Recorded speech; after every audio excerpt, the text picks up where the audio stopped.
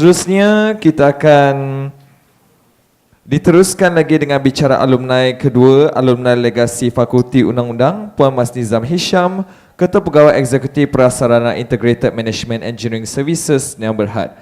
Sedikit pengenalan mengenai Puan Masnizam. Puan Masnizam Hisham merupakan alumni batch ke-7 Fakulti Undang-Undang UKM, memperoleh ijazah sarjana muda Undang-Undang UKM pada tahun 1996. Dan setelah menamatkan pengajian, beliau beramal sebagai peguam bela peguam cara di salah sebuah firma guaman tersohor Shendelamo selama 7 tahun.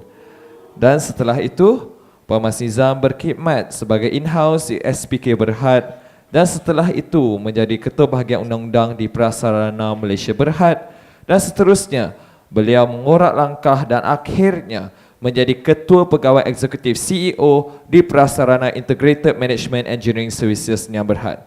Maka dengan sukacitanya, Majlis ingin menjemput Puan Masnizam Hisham untuk menyampaikan bicara alumni. Dipersilakan. Bismillahirrahmanirrahim. Do I get the frequency right? Okay.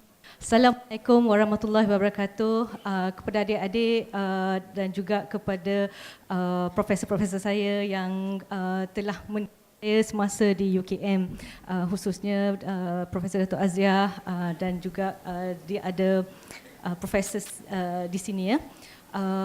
Boleh saya tahu yang legal apa from the other faculty, kejuruteraan or any other faculties?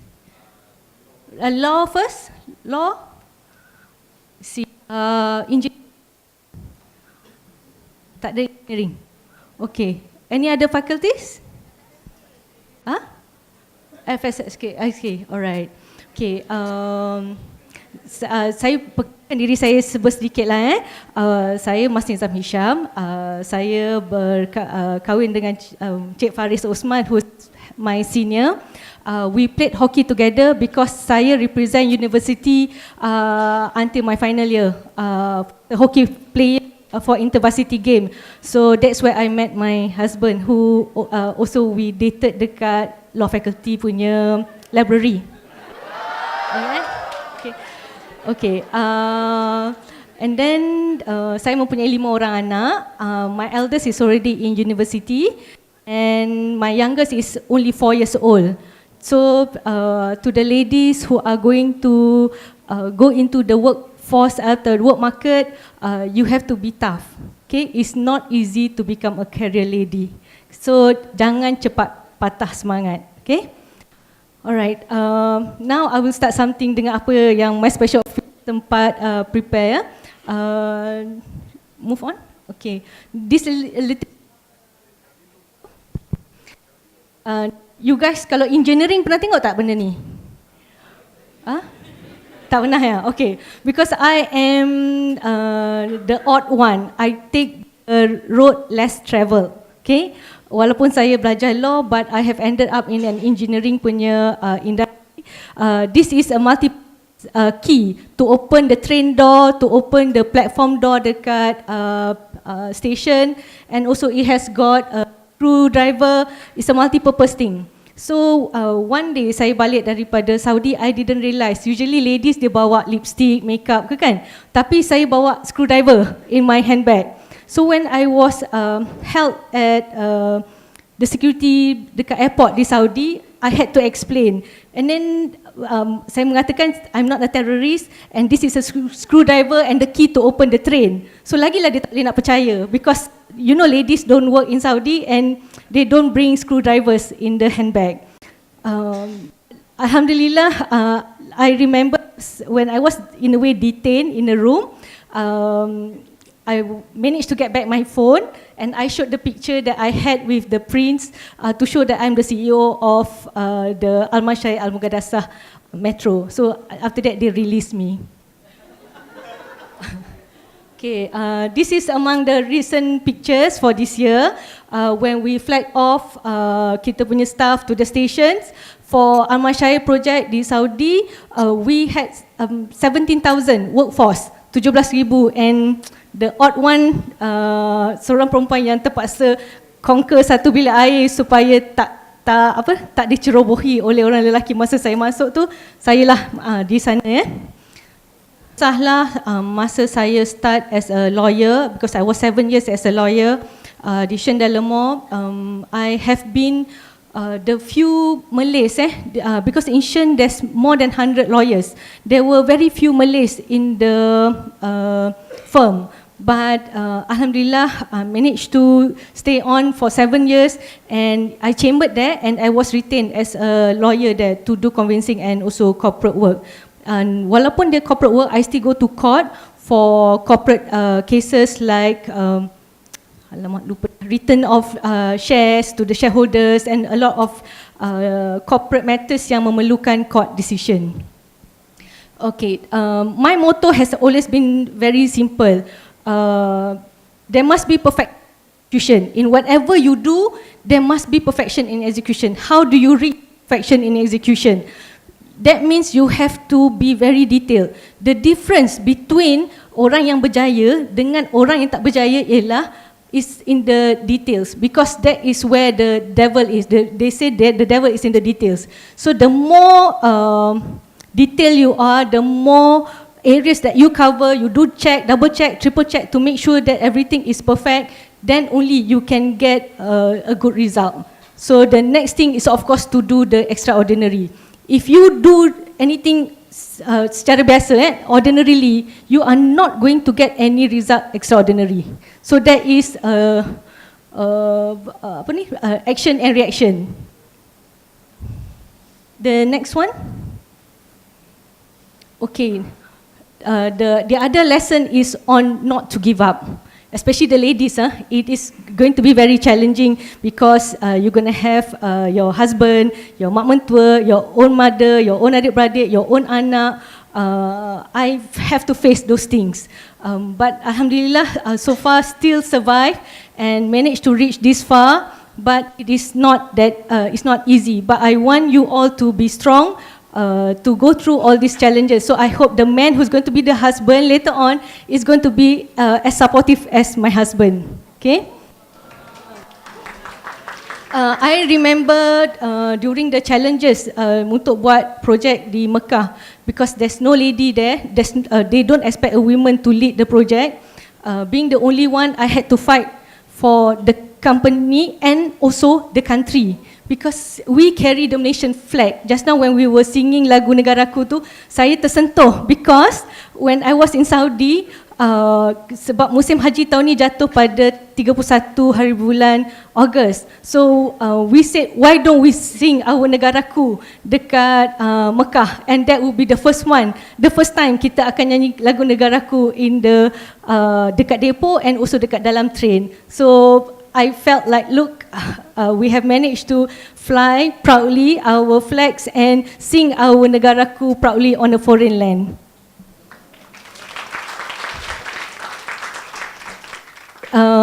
The other things I had wanted to change is one, trait for leader.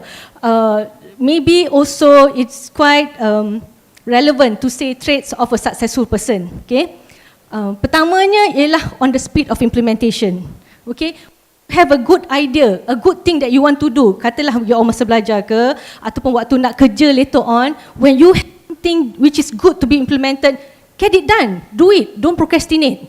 Sebab kita ada banyak hats tau. We are going to wear this 6 hat theory, iaitu black hat, white hat, green hat, yellow hat. First good idea that you have, then you say, okay, this is a good idea. Then masuklah, tak salah, maybe black hat ke apa hat, akan kata, no mas, don't do it because it's too risky. Then come another hat you wear to say that, look, if you mitigate those risks, maybe it's a good idea to proceed. So usually a good leader ataupun a successful person, dia akan jump into the idea lepas dia dah weigh the risk to proceed. Because I know in the organisation, even dekat prasarana, there are people who has good ideas tapi tak boleh bergerak sebab dia takut. Okay, you are going to face this.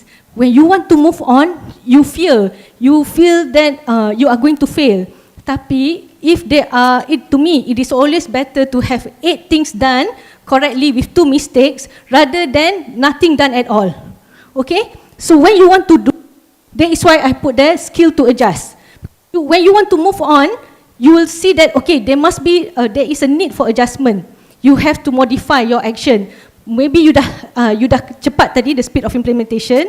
After that you realize, okay, I cannot go this way, but I can still arrive to the destination, tapi kena pusing sikit. So you must be able to adjust, because those of you yang cannot adjust, yang very fixed to your norms, very fixed to your ways of doing things, cannot survive in the corporate world. Okay, you must be able to adapt. The faster you adapt, the faster you adjust, the better your survival rate. Okay. The next thing is stubbornness to succeed.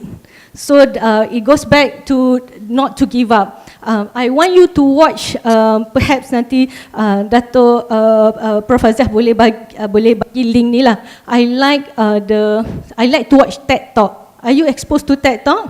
Okay. There's one lady, apa nama dia? She was talking about the prediction of someone who is going to succeed in life. Nama dia saya tak ingat, nanti I can give you the link. She was making this research.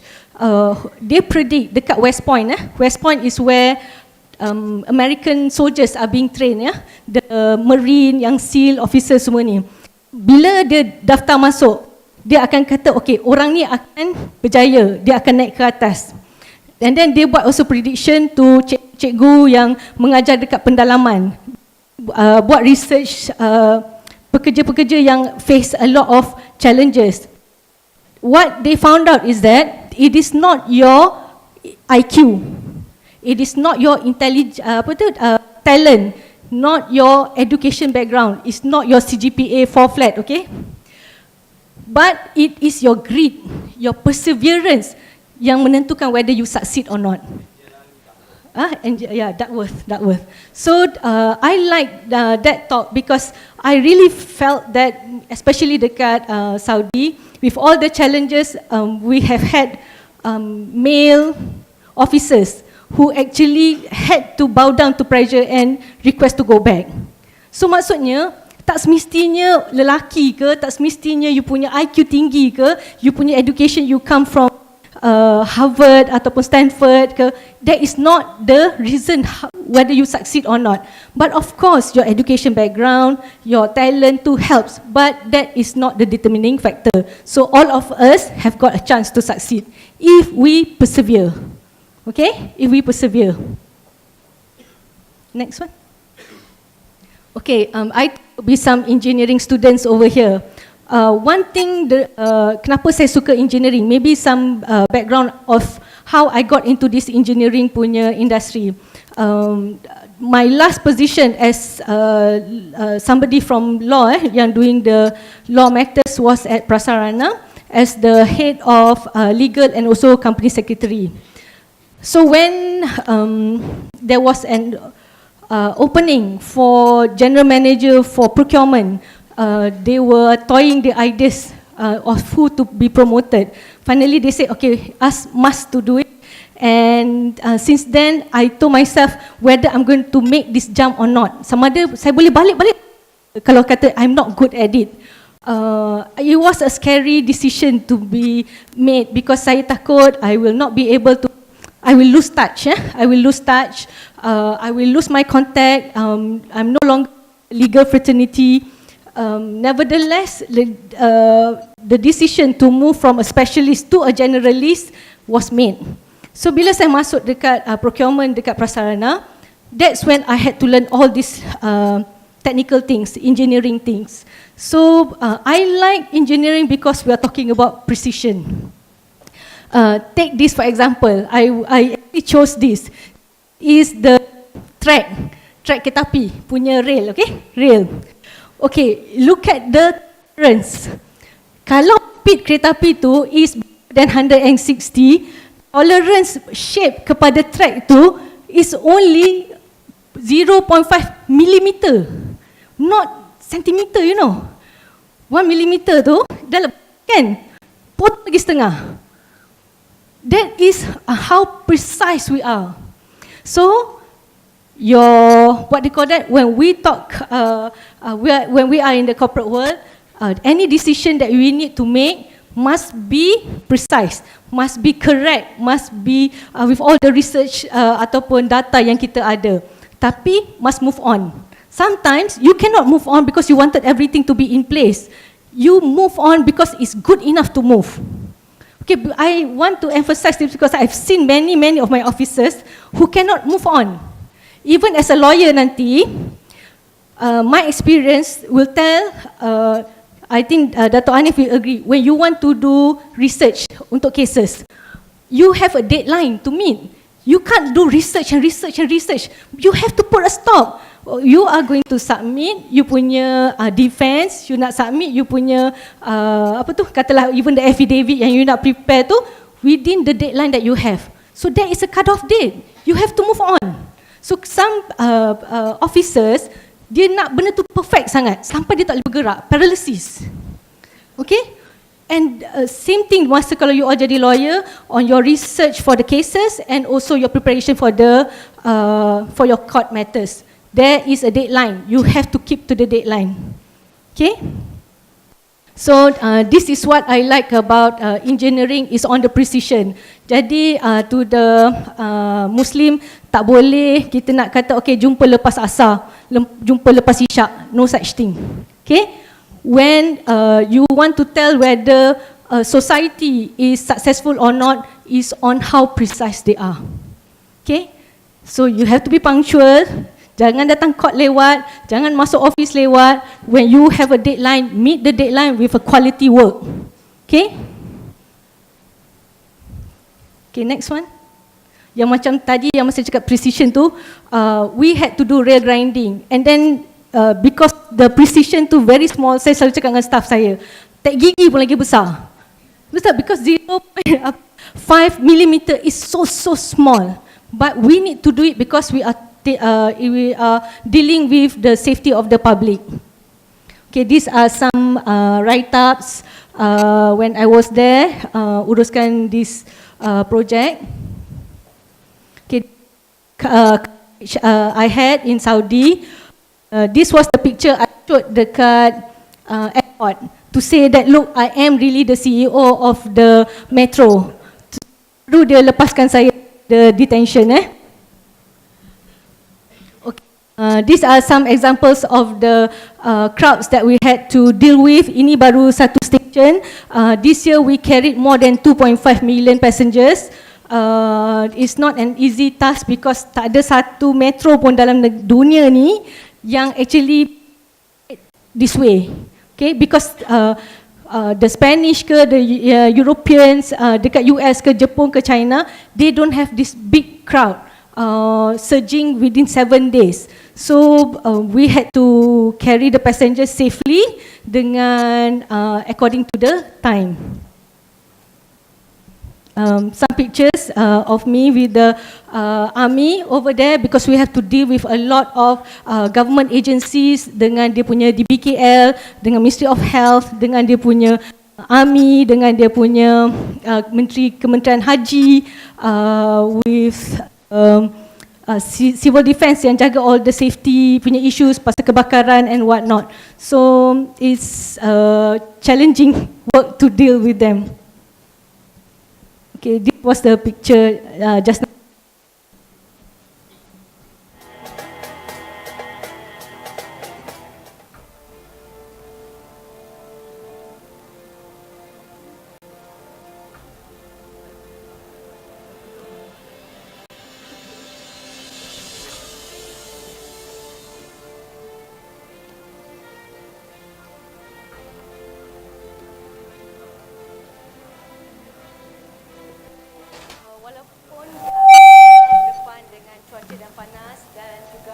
Penambahan penumpang berbanding tahun lepas, alhamdulillah kita berjaya mencapai prestasi kecemerlangan pengendalian tren kereta api haji Al-Masyair Al-Mudarasah Metro yang lebih tinggi daripada tahun lepas. Pada tahun lepas kita dapat 110% trip ataupun pergerakan tren.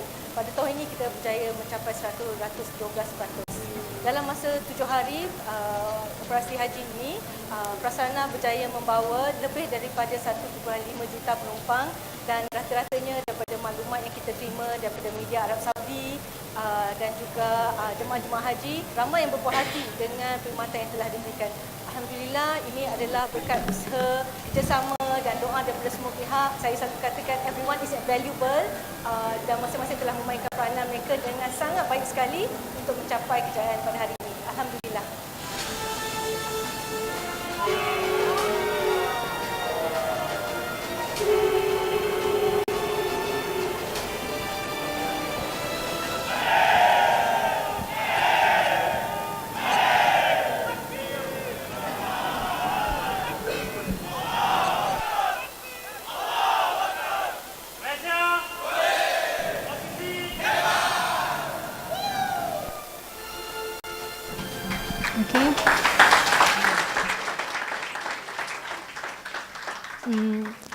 Untuk nak cerita mengah ni kan, saya tak malu nak ceritakan yang saya kat sana saya selalu nangis.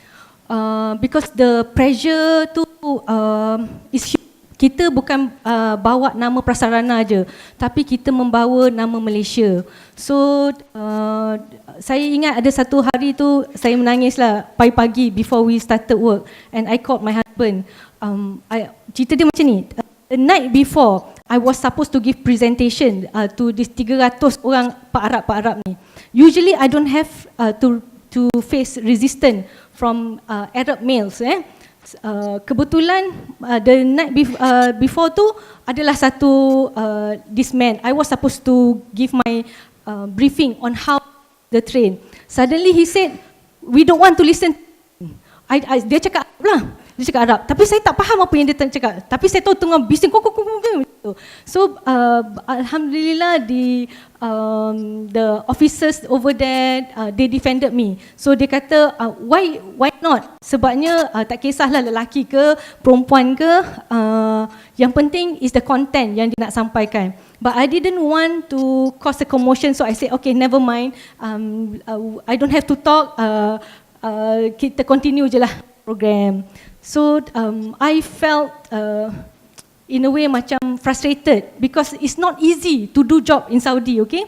So when I left the auditorium, a few participants came to ask me, can we listen to what you have to say? Sebabnya ada banyak yang diorang tak tahu on how to use the train, macam mana nak station turun and things like that. So I decided, okay, I'm going to organize this another talk on our own, and alhamdulillah when we did the talk tu 300 orang datang to listen to what I have to say. So the morning yang selepas saya dikatakan don't make because we don't want to listen to women tu, saya felt tercabarlah, macam susahnya nak buat kerja ni dekat Saudi. And I wanted to say this, what boosted up my moral balik semula was when my husband said, you go and tell that Pak Arab, before he came there, it was Siti Sarah and Ismail who was left alone dekat that barren land di tanah suci Mekah tu, and not the man, okay? You tell him that. So I said, yes, I'm going to do that, okay? So I am very lucky to have a very understanding husband who has been supporting me. So alhamdulillah, I hope you will find a good husband too, okay?